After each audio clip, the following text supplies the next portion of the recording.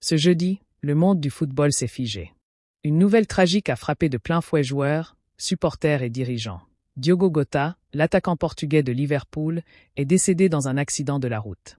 À seulement 28 ans, il laisse derrière lui une carrière brillante et une famille dévastée.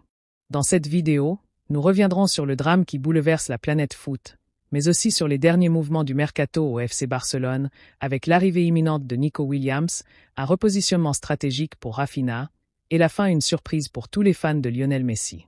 Une vidéo complète, entre émotions, analyse tactique, enjeux financiers et réactions des fans. Ne la manquez pas. Le choc est immense. Diogo Jota, international portugais, est mort dans un tragique accident de la route, en Espagne, sur l'autoroute A52, dans la région de Zamora. Il était accompagné de son frère, André Jota, également footballeur. Leur véhicule a pris feu à la suite d'un violent choc. Les secours, impuissants, n'ont pu sauver les deux hommes.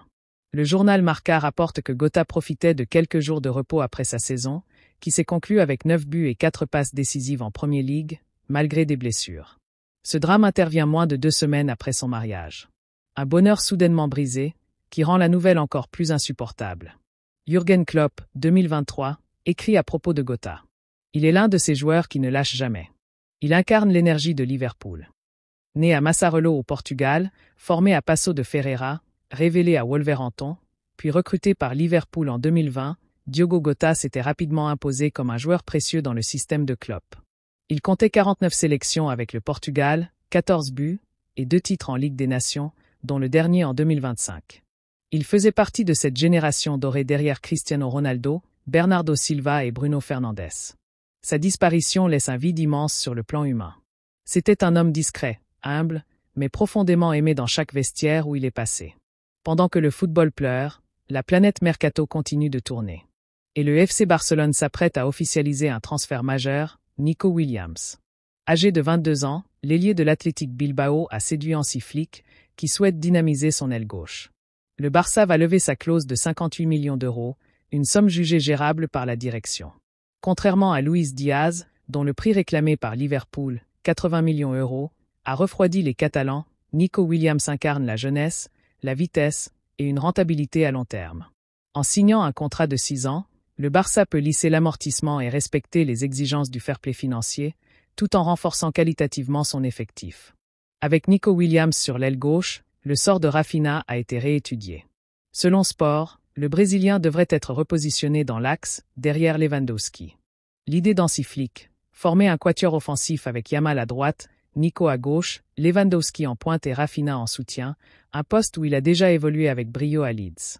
Une attaque rapide, imprévisible, dynamique, mais qui posera des défis d'équilibre défensif. Liverpool n'a pas fait de cadeau, aucune négociation sous les 80 M €. Une somme intenable pour le Barça qui, malgré des recettes en hausse, reste sous étroite surveillance de la Liga. En optant pour Nico Williams, le club catalan sécurise un joueur au potentiel similaire, pour un coût presque réduit de moitié. Un dirigeant catalan, anonyme, selon AS, intervient en disant « Nico Williams est un choix stratégique. Jeune, talentueux, espagnol et compatible avec notre modèle. Un petit bonus pour les fans de Messi. » Enfin, Lionel Messi a tranché. Il ne reviendra ni à Barcelone, ni à Rosario. The Athletic révèle que la Pulga devrait prolonger d'1 an son contrat avec l'Inter Miami, jusqu'à fin 2026. Pourquoi? Sa famille est installée, il est heureux, et surtout, la Coupe du Monde 2026 se jouera en Amérique du Nord. Une ultime aventure internationale, à domicile. Le rêve d'un retour au camp nous s'éteint donc, mais Messi pourrait y revenir, en tant qu'ambassadeur ou dirigeant. Sur les réseaux sociaux, les hommages à Diogo Jota se sont multipliés. Injuste. Incompréhensible. Merci pour tout, champion. Liverpool, la Seleção portugaise, la Premier League, l'UEFA, tous ont exprimé une immense tristesse. Du côté du Barça, les fans se divisent. Certains regrettent de ne pas avoir mis le paquet pour Luis Diaz. D'autres saluent l'intelligence financière et la vision à long terme derrière le recrutement de Nico Williams. Quant à Messi, nombreux sont ceux qui comprennent son choix. Le projet américain prend forme, et Léo semble y avoir trouvé la paix qu'il méritait. Cette semaine, le football a vécu un choc émotionnel, un tournant tactique et une décision historique. Diogo Jota s'en est allé trop tôt, laissant un vide éternel. Le FC Barcelone prépare un nouvel élan avec Nico Williams et un repositionnement de Raphinha. Lionel Messi, lui, poursuit son rêve américain, avec 2026 en ligne de mire. Et vous, qu'en pensez-vous? Le Barça a-t-il fait le bon choix avec Nico Williams? Rafinha peut-il réussir dans l'axe? Messi a-t-il tourné la page Barcelone à jamais?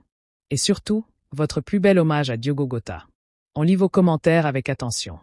Abonnez-vous, partagez la vidéo pour faire vivre la mémoire de ce joueur incroyable. Et surtout, prenez soin de vous. Merci de nous avoir suivis.